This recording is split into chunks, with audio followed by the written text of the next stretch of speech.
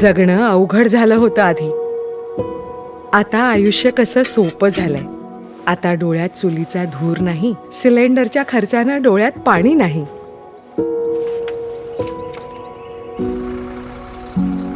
एसटीचा प्रवासही मोफत मिळाला.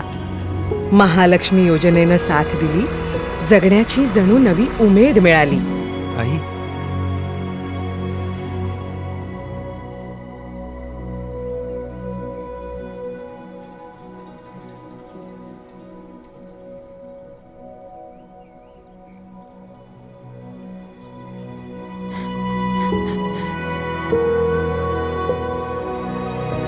स्वाभिमानी महाराष्ट्र घडवूया, महाविकास आघाडी निवडूया. नीट काम कर आणि रोज मला फोन कर.